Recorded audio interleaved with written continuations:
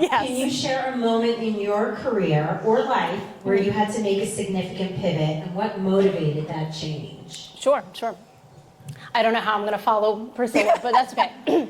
I'm just going to be me because that's what you do. Find your own way. I got it.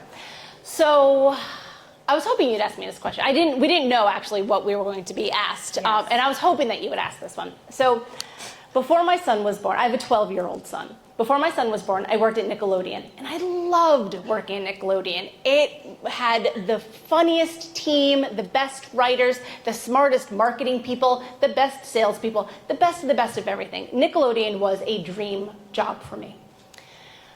I tried very hard to get pregnant and have my son.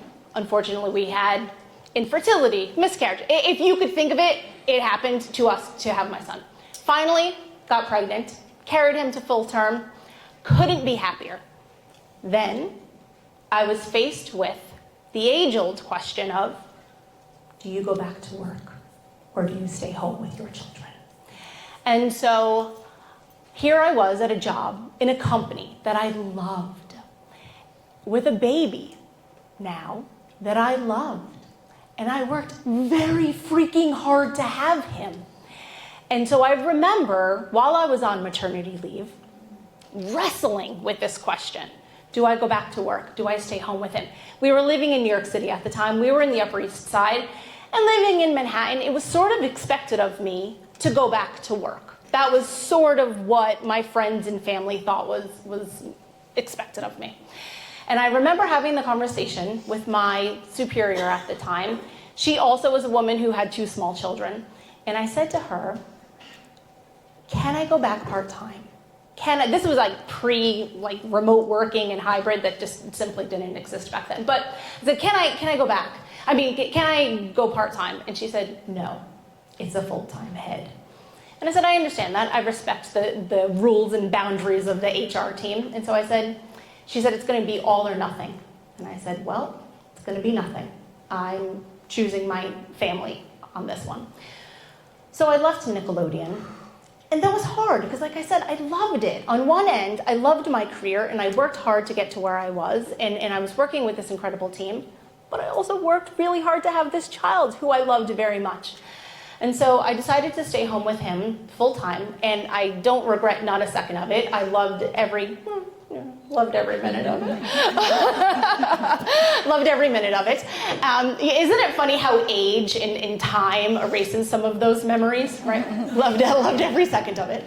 And when he was 3 years old, there was a shiny new website called Canva that came out. And Instagram was just starting on the incline. And I had the idea to start a parenting Instagram account.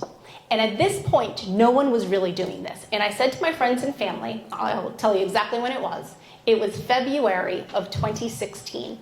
I said to my friends and family, I'm going to start an Instagram account and I'm going to monetize it. And they were like, no one's doing that. You can't do that. That's not a thing. I was like, watch me. And so I built my account. It's called Modern Mom Probs. Follow me. I'm funny. Yes. And I built my account up from there, and that was the greatest pivot of my life. And another part of that pivot, and my career has led to many different pivots, and they're always by saying yes. They're always by saying, hey Tara, have you considered X, Y, and Z? Yes, let's do it. To bring it full circle back to 201 Magazine, I was featured in 201 Magazine in May of 2019 for their Mother's Day issue. Because of that spread, someone reached out to me and said, have you ever thought about writing a book?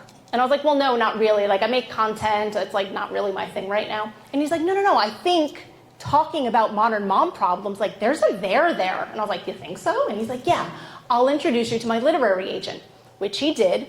Long story short, I got a book deal, and then the book came out April of 2020. And that's because I said yes. And then people said, hey, Tara, do you want to do a podcast? And I was like, yes. Hey, Tara, do you want to have a subscription rental clothing service? Yes. And so from choosing to stay home and leaving a wonderful company that I love, like freaking Nickelodeon, like Viacom, well, now they call it Paramount because they keep changing the name, but that's a separate story. But from working at such a phenomenal company to choosing to stay home, taking the 3 years to sort of think through that and then come back bigger and better than ever and making my own career the way that I want it, that was my biggest pivot. Woo! Fantastic.